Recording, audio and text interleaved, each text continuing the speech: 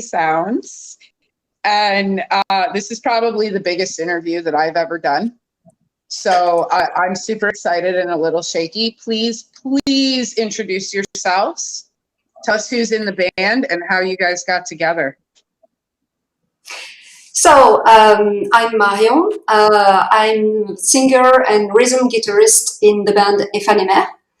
We are a French band and we are playing symphonic melodic death metal. And Lucy? Yes. The band is also me. So I'm Lucy. I play the bass in the band. And so in the band, we're also Martin, who plays lead guitars, and Michael, who plays the drum, and who aren't with us, unfortunately, tonight. So maybe you wish hear about how we met and that sort of thing. Okay, the band was formed by Martin, the lead guitarist. He founded the band as a solo project, an instrumental solo project, in 2013.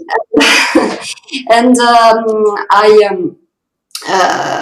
I first heard about the band reading an article on a webzine, and a local webzine, and Martin was saying that he was searching a singer. So and also there was not a rhythm guitarist. So I sent her a demo of my voice. It was a song from Insomnium, and I joined the band a few weeks after that. Our drummer Michael joined the band. We found him with what's the word?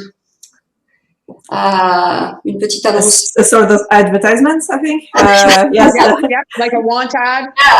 Yeah, with an advert on the internet, and Lucy joined us a few years after that. Yeah, in 2017. At first we had another bassist who was a friend of Martin, but he left the band, and so we met Lucy in you said 2013? 2017, yes. 2017? Yes. Oh, yeah. Time goes by. Maybe you want to tell about how we met. Yeah, sure. How I met Ephanemer. So I was playing the bass for. In France, we have La Fête de la Musique, so big open air festival. If I may say so, it's a big event in France. We all play music in the street, etc. And so I was playing cover songs of melodic death metal songs. We have a bunch of friends of mine. And so I was playing Monomath and Children of Bodom, and I really had a lot of fun. And so Marion and Martin were at the event because a friend of theirs was playing in my band. So that's how we met. And at first I was super shy and super excited, but also super intimidated because I wasn't playing the bass for a very long time. So I was really fearful. But we got along great. So we really took the time to put me in confidence, and it all went very fast after that. Yeah, on my side, you obviously fit right in.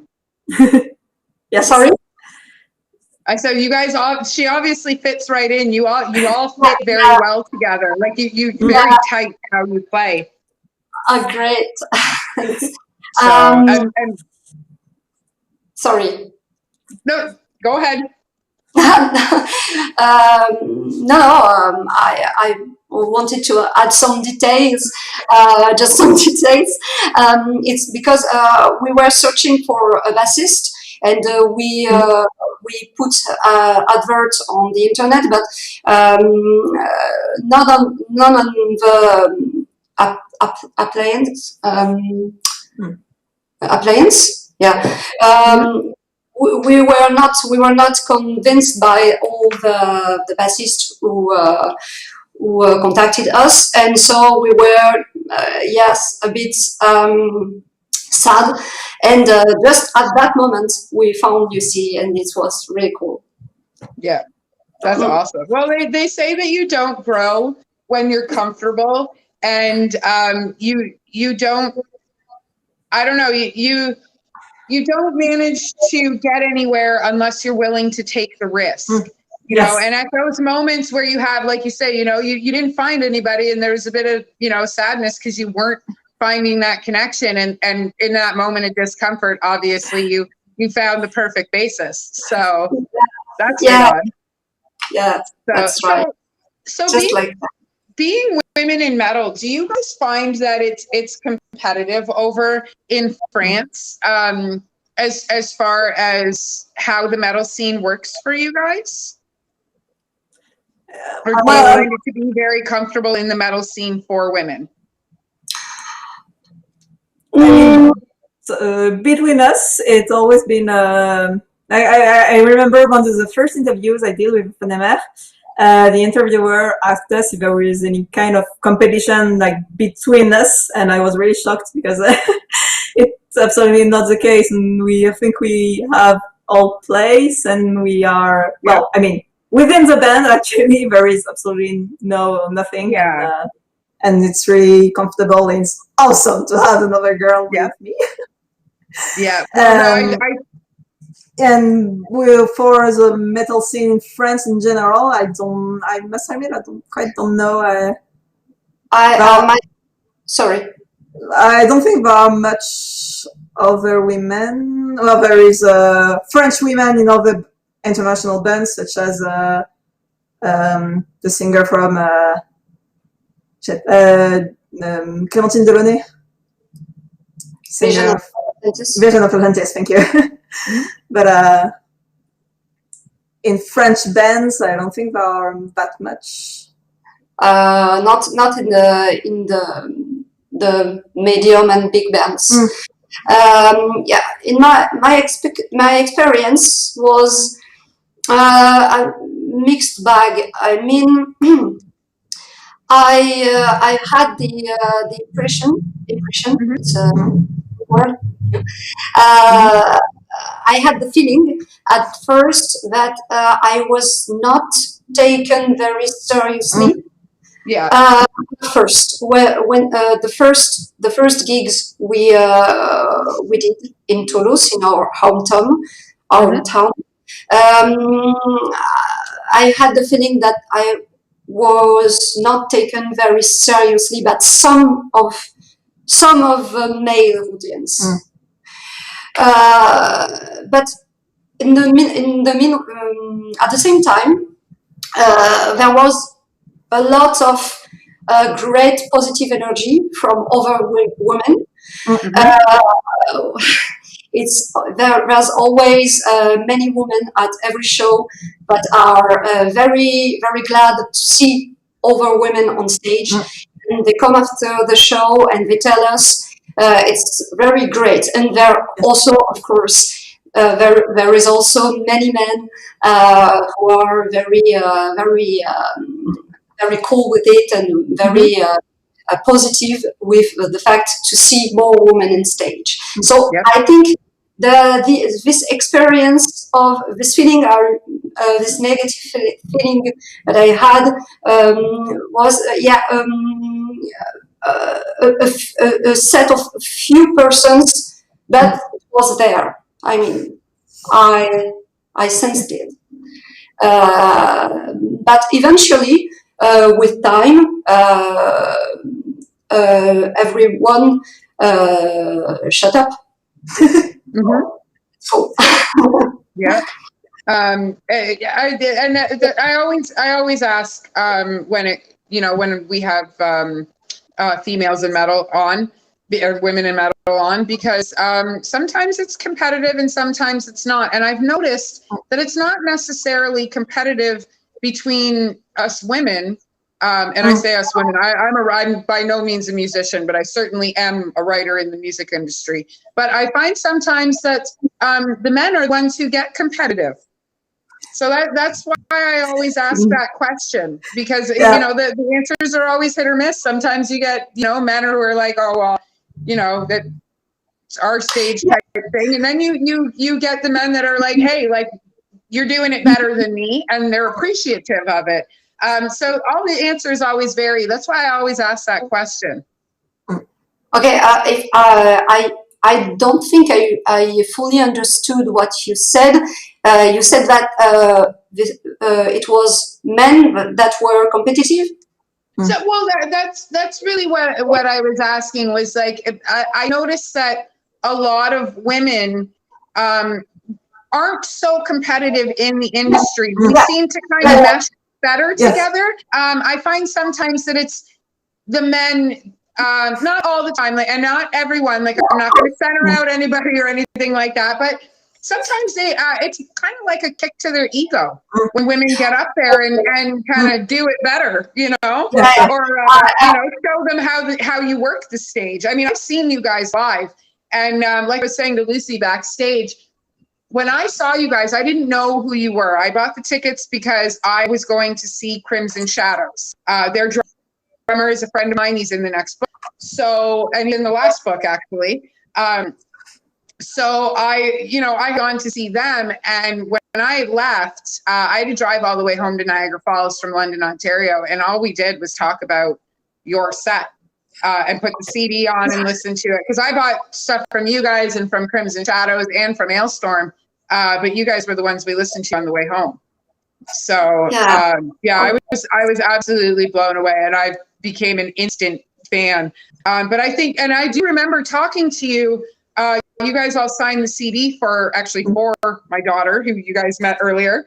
And I do remember saying to you guys exactly what you had just said, which was, when we get to a show and, you know, we see a powerful woman on stage, that is empowering for us, especially in this industry. You know, it's nice to see women that have the balls to get up there and do what they do, and the talent that you guys have.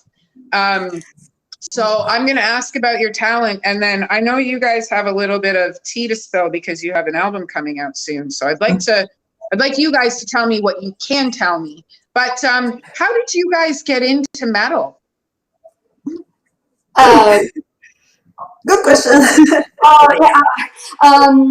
Just to finish, I won't say I agree with you about all the things you said.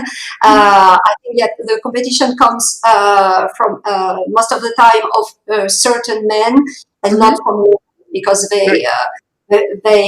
some men feel insecure about the fact of women coming in what they think is their own world. Okay. Right. But what you say about seeing women on stage, I mean, Lucy and I, we are like that. Every time we see women on stage, we are very happy. And it's very cool that the same thing exists with when we are on stage. So thank you very much for your work. It's very empowering for us. Because we do not realize that much when we are on stage, or when we are or we hang out. We do not realize that as much as we should. I think. Yeah. And back about your question, how we got into metal. For me, as I am way older than Lucy, for me it was in high school. It's when it was the time of the new metal in the 90s. Yes, this is with new metal and Deftones and the like. It was my first experience with metal, and since then I always I am always listening to metal since that time.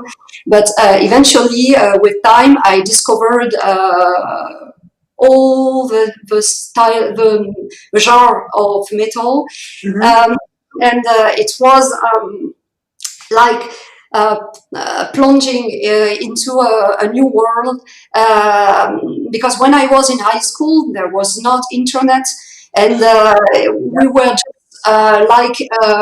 watching MTV and listening to the CDs that our friends were sharing, and that kind of things. So it was very kind of difficult to access to all the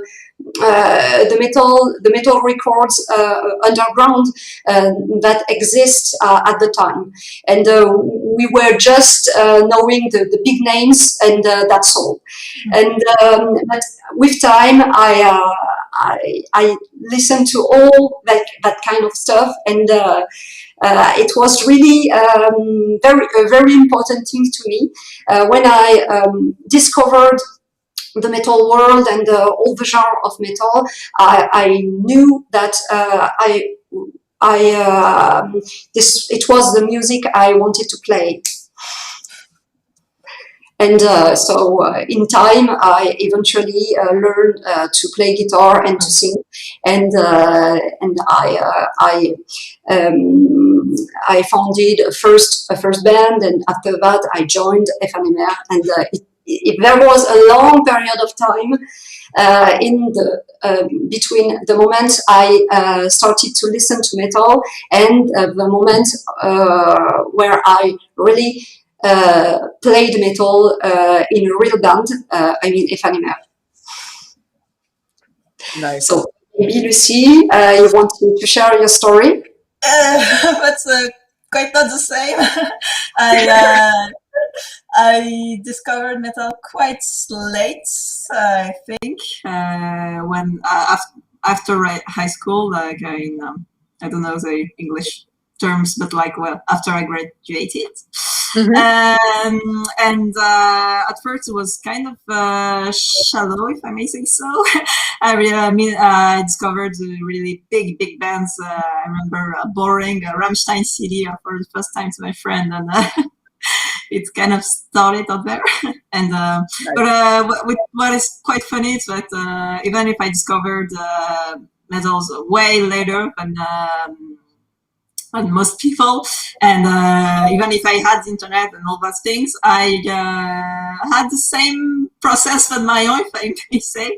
It means I borrowed CDs from friends and from the library, and so it was kind of old school of me.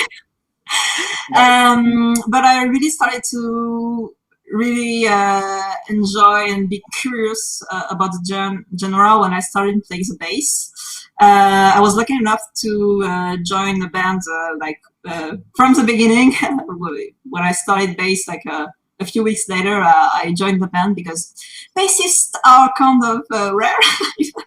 It's not that hard when you're a bassist to find the band. Are the worst difficult thing to yeah. Nobody wants to play bass. That's a global problem. It's not some instrument. I don't get it, but so yeah, when I joined the band, it was a metal band, so I started to enjoy more and to discover a lot of bands and to really get interested in the same genres. When you get into metal a little bit late, it seems well, you don't easily come in and discover new genres. It seems I don't know how to say in English. It seems too much, You have overwhelming. Yes, overwhelming. Thank you. You have death metal, and you shouldn't mix it with another genre. And all the friends you're talking with are listening to metal for 10 years, so you make mistakes all the time, and you sound like a real newbie. So it's yes, really intimidating, and it's not easy to blend in. So I was really shy at first, but I eventually got addicted. And it's the only kind of music I like to play. In fact, I really don't feel the same. There's no music that make me feel the same thing and make me feel so powerful and so relaxed after that than metal. Yeah. Yeah, that's sorry. Oh, I was just going to say, it's definitely an exciting world to get into. And once you fall down the metal rabbit hole, you don't even look up to try and get out. You just keep going, you know? Yeah, that's a good. Yeah, you can go out. I agree. But Lucy, you were really young when you joined the band, so it's normal that you were not fully into metal and that sort of thing. So don't worry. Yeah, you obviously seem to fit right in though, and like being a bass player, that's a global problem. There's very few bass players here in Canada too. You know, like there's a drummer that's a part of 10 bands, but nobody can find a bass player. Right. So I guess that makes you pretty special when it comes to what you play and being a part of the band and stuff like that. So that's pretty awesome. So it like there doesn't look like there's much of an age difference between the two of you. I think Marion, you and I grew up, you said in the 90s in high school. I just hit high school at the 96, 97. So I grew up with a lot of the same music you did. And so are you recent? Now, you're not recently out of school, but I would say more recent than us out of school. Sorry? I'm actually right out. Well, it depends what you call school, but I'm 25 actually. So yeah. Okay. Okay, Not right yet. on. Awesome. That's amazing. It's amazing you guys mesh the way that you do. That's awesome. How you can bring two generations of metal together and make it work so well. Yeah, we're almost two generations. Yeah. Absolutely. That's awesome. Yeah, like we have like 15 or 16 years of difference with Lucy. But the other members, they are between us in terms of age. Okay, yeah. See, I'm only 2 years away from 40, so I fit right in between you guys, I assume. So yeah. So, but now let's to the tea. The whole reason that we have you here, and I know you guys can't say very much, but tell us what's going on. What's happening in the future with you guys? Yep. We are an album coming out, but I can't say when. I just can say that it is fully finished. But we are waiting for our label to announce it. So we can't say anything about the release date. Or the only thing we can say is that it will be out in 2021. So before the end of the year, that's what we told our fans. But about the release date, I can say and never any details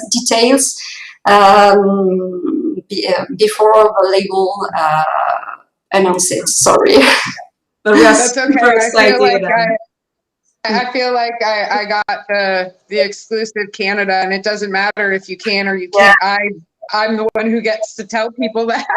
So I think it's absolutely an honor to have you guys on, especially before you guys are allowed to say anything. It's absolutely amazing. Thank you.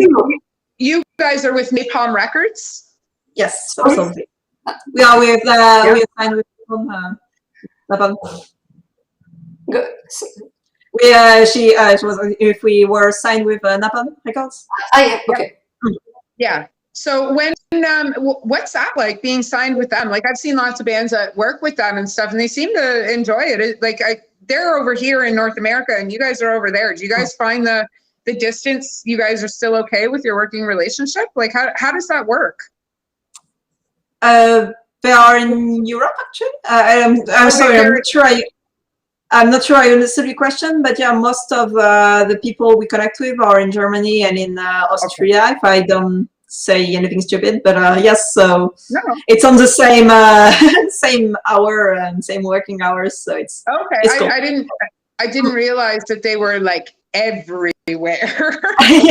Yeah, I think they have offices I just learned something too. in United States and in Canada also, but yes, we mainly have a connection with people in Germany and Austria. Okay. Awesome. Yeah. Okay. Well, see, I learned something new today too. That's amazing.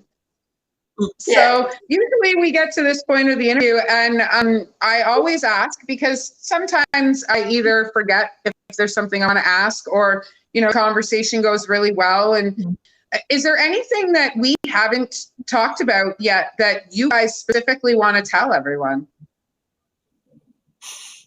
As we don't really have something to yes,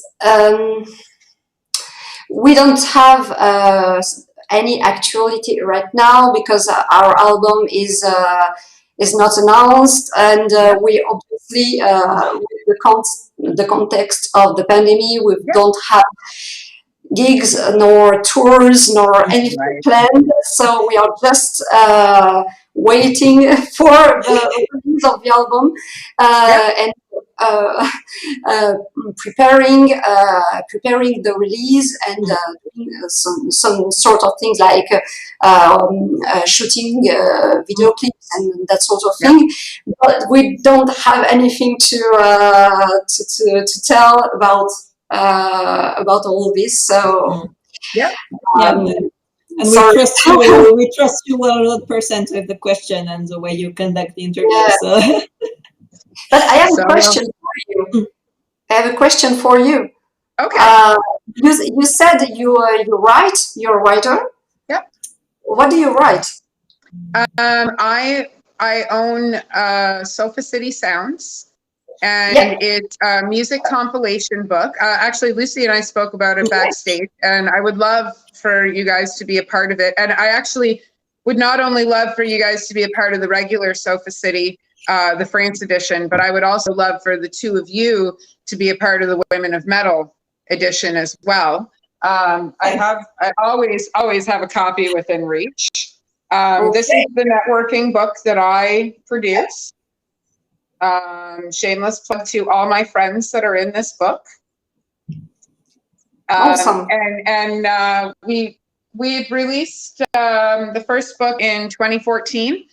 Originally, it was to raise money for homeless in our community. And I had met a woman named Deb Nansen, who actually took working women out of jail. She would post their bail. She would give them a place to live, and she would give them a second chance. Okay, so we raised over $2,000 for her for the first book, and then I released the second book on Halloween of 2020. And now we have 17 more books on the go. We exploded globally, literally overnight. We have 124 bands that we're working with. That's somewhere around 320 musicians. It's crazy. But that's what I do. I'm a music biographer and a music writer. I do other stuff too, but music is my love, and I can't sing or play to save my life. So here we are. And I also I co-own the Boneyard Entertainment podcast. And usually we do everything through there. That is originally when I had to do, but we just started a Sofa City Sounds series of all the bands that I personally work with and would like to put in the book. And you guys are my my very, very first Sofa City interview. So that's what I do. I write music biographies, and I spend my time in mosh pits, and I do reviews and all kinds of fun stuff. I work for all kinds of bands, and I network where I can, and it's a lot of fun. Yeah. That's awesome. So thank you for telling us. Great. So I thank you for being a part of this. It's like I said, you guys are not only the biggest interview I've ever done, But you guys are also one of my favorite bands, obviously. But you're the first Sofa City interview, solo Sofa City, because even though I do work, you know, and own Boneyard, we're trying to expand. So we're both expanding our own solo projects bigger and then coming back together.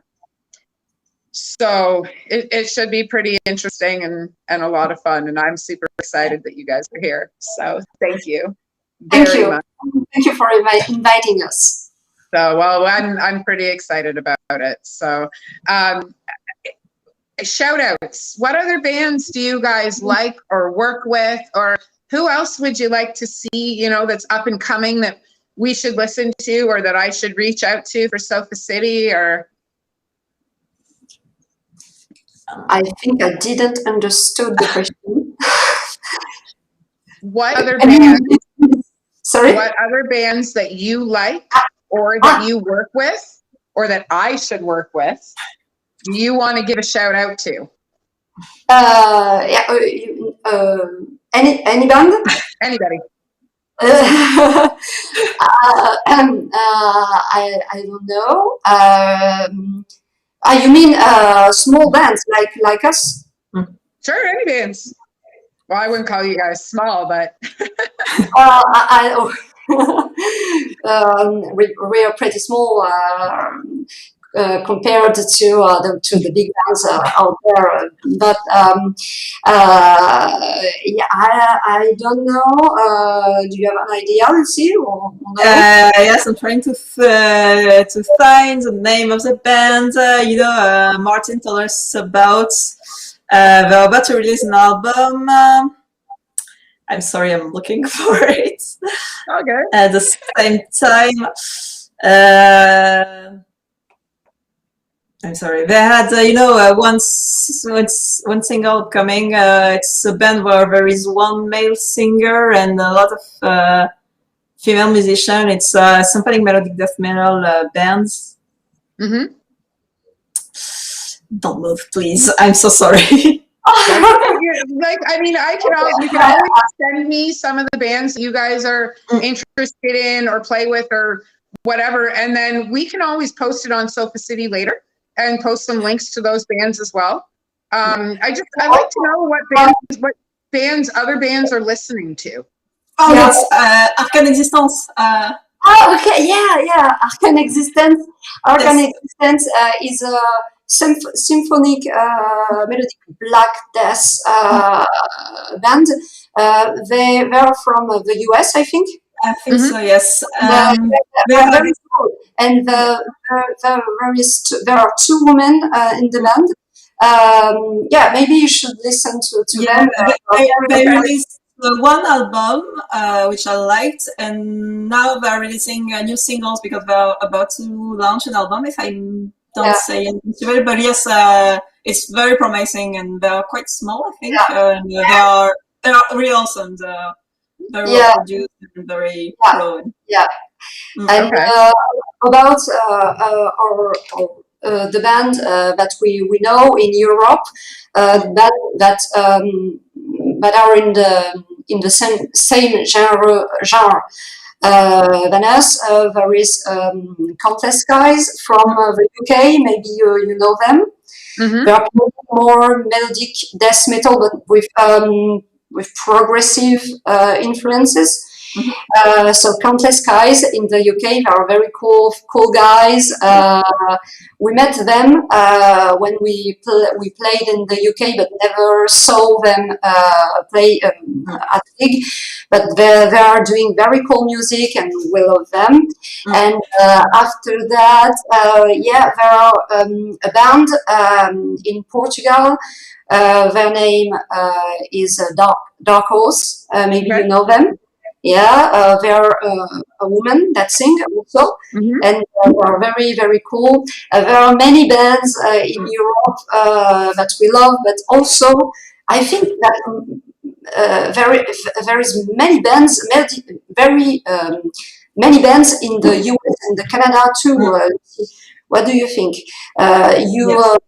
You mentioned Arcane Existence. but there's also bands like Gone in April. Gone in April, Yes. they're from Montreal. They're also very cool, and they're playing symphonic melodic death metal just like us. Or Etherrealm in the US, and many bands. There are really many bands like our size that are very promising. I think, and that we love. These are examples. I'm sorry, I forget many. Yeah, but I'm not the best at names and name dropping. I always confuse the names. It's just not a question that we are asked often, in fact. Yes. To recommend bands, and so it's a bit unsettling. We don't know what bands, bands, small bands, medium bands. At first, it's a bit unsettling, but thank you. It's a great question. You did great. Yeah, no, I always ask that question because I'm always interested to know what bands are listening to. You know, like who they listen to, or who they play with, or who they like. And I know it's usually an on-the-spot question, but you guys just pulled them out of everywhere. A lot of people are just like, oh, this band and this band and this band, and and we love shout outs, obviously, for your core bands in the areas that you're from. But like, you guys just gave me a little bit of everywhere to look for, and that's how we network and how we discover new metal. You know, you guys are talking about the US, Portugal, and there's somewhere I haven't dove to yet is Portugal. So thank you for opening that door for me. So I want to ask you guys the name for the band. How was the name? Like, I did read a little bit on, like, I know I did my homework, but how did you guys come up with the name? The story is pretty simple. We were not concerned, Lucy and I, because it was before we joined the band, before I joined the band, because Martin, the lead guitarist, came with the name when he founded the band, and he was alone. He was searching for a cool name, and eventually it was his little sister who gave him the name. She said, "Yeah, why not?" Two words put together, and she came with this name, Ephanemer. It's the blending of two French words, éphémère and fané. And it's cool because it's a new word. It's not a name that existed, so nobody had the same name. Right. Any band, so it's very cool, and it's some kind of poetic name, like it's about the autumn season, and yes, I think it's a great name. But all the story is that the little sister of Martin on the name gave him the name, and since that moment the band is named with Ephanemer. That's awesome. All right. That's awesome, and it just makes you guys more unique than you already are, right? Because nobody will ever be able to find a name like that again. Yeah, right? And also nobody knows how to pronounce it. Yes, and it's very funny. I think it's a conversation piece, right? It gets you guys engaged with people you're talking to, because they don't say it properly, and you're like, oh no, this is not only how you say it, but this is how we came up with the word, you know. And it just it opens up the opportunity to actually talk about it and get to know you guys on a different level, not just, you know, your music or talking back and forth, but like how you guys do things. So that's pretty interesting and a lot of fun. Yeah, it's a bit. It has this feeling of mysteriousness, and I don't. People don't know what is it, what does it mean, how to pronounce it. I like it much. Yeah. No, well, it seems like you guys have a lot of fun with it. And like I said in the beginning, you guys seemed like you're a very tight knit band. And like you guys had mentioned age difference between you guys, and you wouldn't know that there is that much of an age difference because you guys just fit so well together. And like I'll say it again, I've seen you live, so I had the pleasure of watching you guys do that, which was absolutely amazing. So yeah, it was a lot of fun. We had a lot of fun during this show. That show was like, I've been a part of a lot of interactive crowds. I think I've done somewhere around 1,500 shows. That year, actually, I had 144. You guys were like 120 on the list or something like that. Wow, that's a lot. Because that's what I do, right? So when I had seen you guys, in between you guys and Ailstorm, they played Bohemian Rhapsody. And I don't know if you guys remember this. The entire bar sang the song. And I have it on video somewhere. Yeah, it was absolutely crazy. The whole, and the bar was packed. And the whole bar sang the song. Lucy, do you remember that? Yeah, I remember that. It's the Ailstorm Tech team that plays this song because they always think it's a lot of fun. Almost everyone knows the lyrics to this song, and it's a very cool way to warm people up and to let them, get engaged. Well, I can definitely say, well, you guys, because like, everybody that was on stage that night is absolutely phenomenal. But as the night went on, the crowd got heavier on the floor. And that's a very, very old building.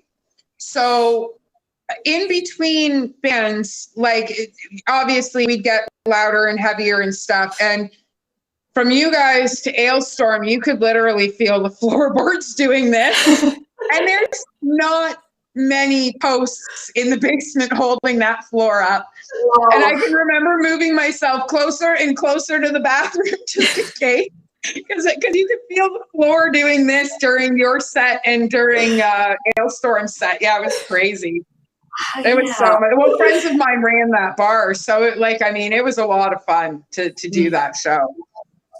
Yeah, it was a lot of fun for us too. That was amazing. Yeah. So how did you guys end up touring with Ailstorm? Well, that's a long story. I don't know. At first, we had 2 gigs with them. Marion, interrupt me if I say. Okay. We had 2 gigs first with them. One in Switzerland and one in Italy during their summer tour. So it was a bit of we got to meet them, and we had a trial, if I may say so, a concert.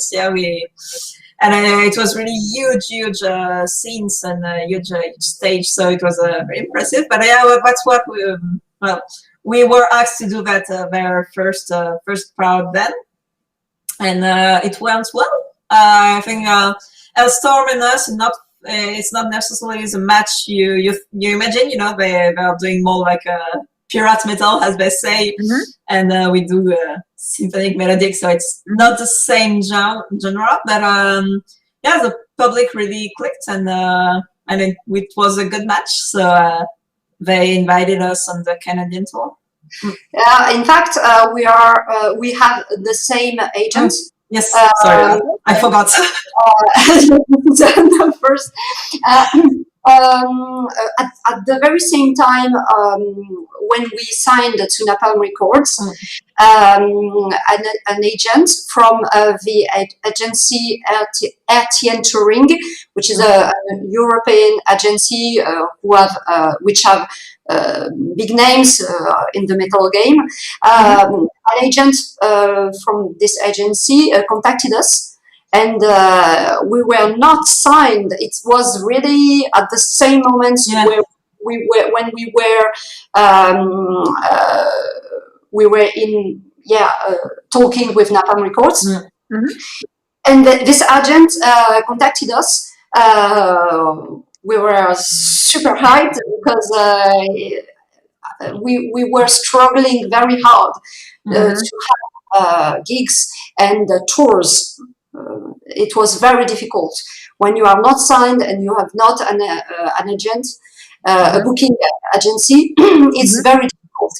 So since that time, we are with this booking agent, and it's the same booking agent as Elstorm. So he put us on two gigs with Elstorm, like Lucy told you. After that, the Canadian tour was booked for Elstorm, but I don't know if I can give some details about that. What do you think, Lucy? I don't know. Long story short, there was a band was initially planned to do the tour with Elstorm, but the band couldn't anymore. We filled in because we couldn't, so they thought about us because the gigs were in Europe were kind of great. So Elstorm, we played with Elstorm at that moment, and they just thought, why not this band? Why not inviting them to tour with us, as the other band can't do the tour, and it was like that. It was really a lot of luck. Yes, because it's really hard to be on this kind of tours with big names, and in a country like Canada, which is really far away. It's more usual for bands to do, for French or European bands to do first a small tour of Europe or France or in a European country. So for us, it was a big leap to go all the way over to Canada to come play with. When we received the email proposing us the tour, we were like, we couldn't believe it. It was so awesome for a really tour touring in Canada. It was a dream. It was really, because I mean, Canada is an awesome country. It's so far away, and it's north. It's cold and really. And it's a huge country, and also it was a huge tour and quite unusual tour. You know, bands sometimes they tour North America, so they do a bit of cities in Canada and a lot of cities in the US. And so it was quite an unusual tour where you go, all the way from east to all the way from west. So it was really impressive. We had to take a ferry and. Did you guys play in Newfoundland?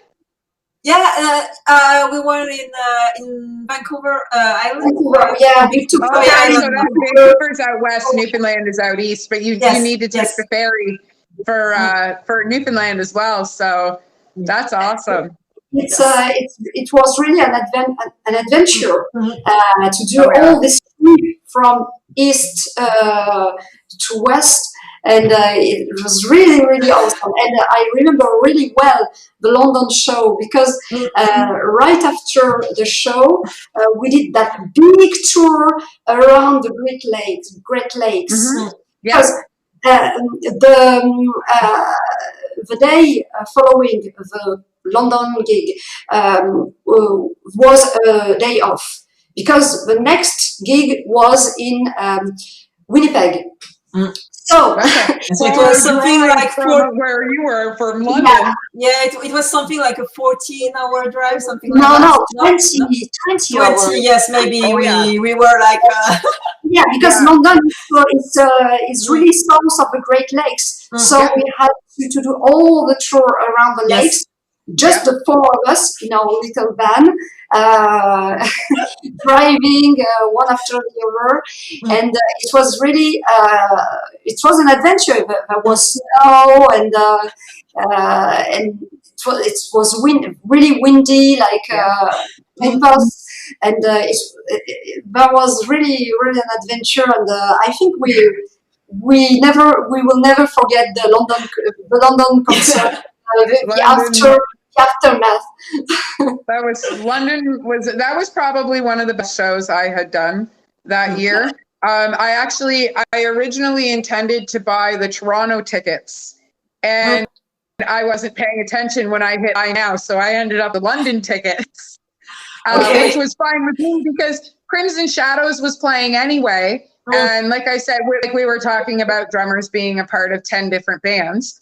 Well, Corey Hoffing is their drummer, but he's also the drummer for Johnny No Cash.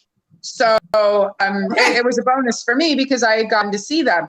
Now, had I bought the Toronto tickets, I would have gotten to see Lutharo open up, who's also another band that not only do I work with, but I absolutely love.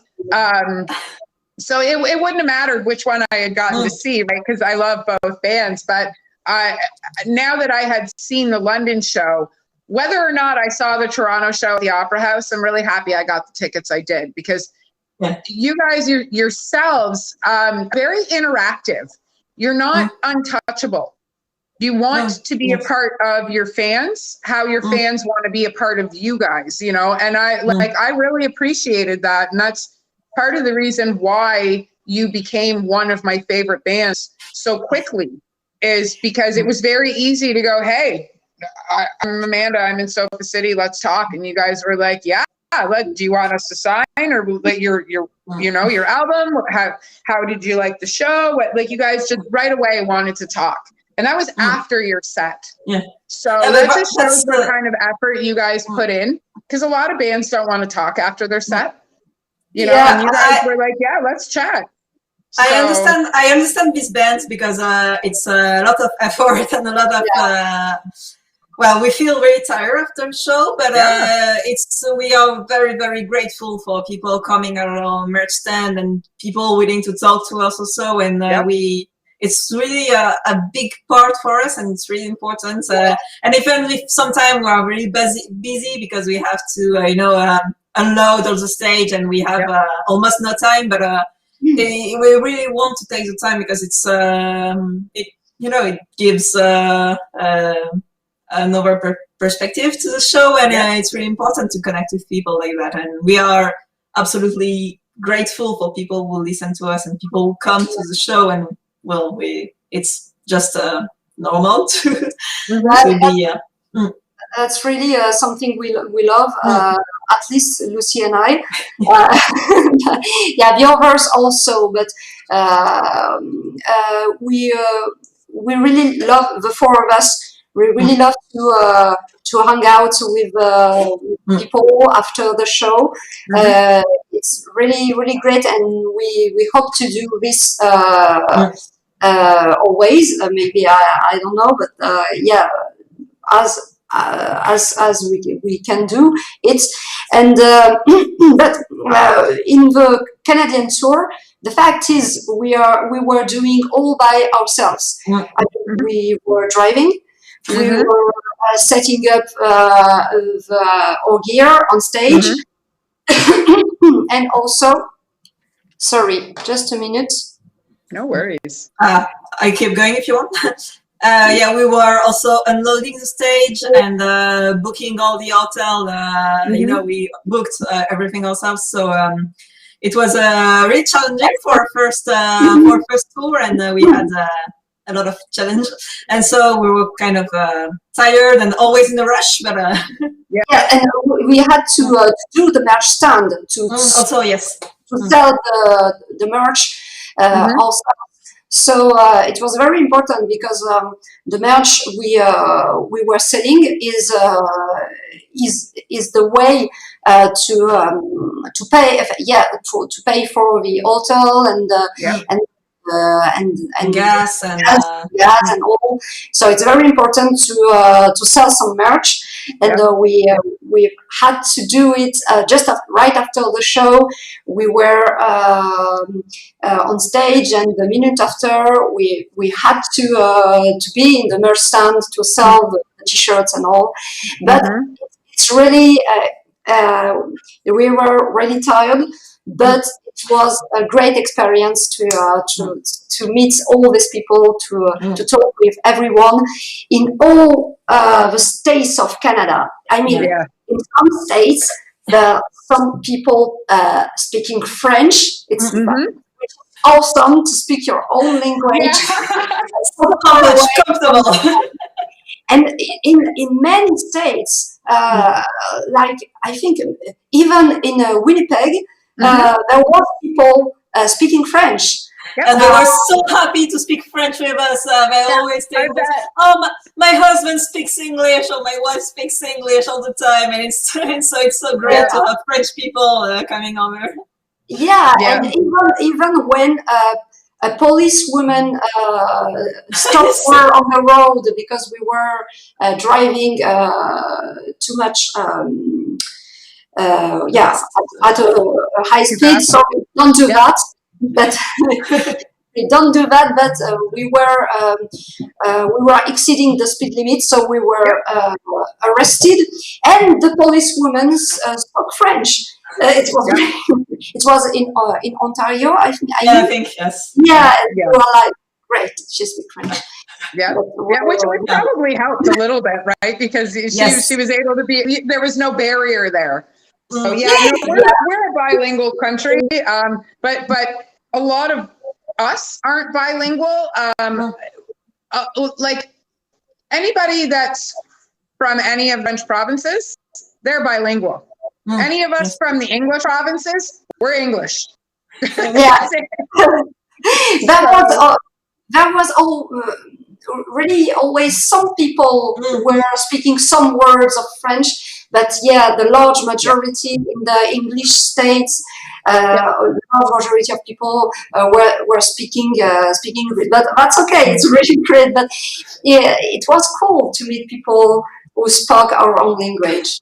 I think it's only in Canada it's possible. So it's very cool. Now, did you find, because we have New Brunswick, so you've got Acadian French, and then we've got Quebec, which we call Quebec French, because they're two totally different dialects, even though they're the same language.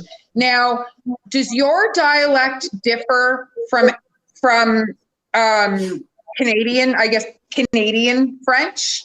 Was there any kind of barriers with words or anything like that? I've always wondered that. Yeah, the accent is quite different. Yeah, I bet. But I mean, I don't think in the words we had any trouble. It was quite transparent in any way, and we always kind of found a way to understand, even when the words seemed weird for us. It's perfectly. I bet that was pretty interesting. And we met Acadians also. Some of the people we met in the English states were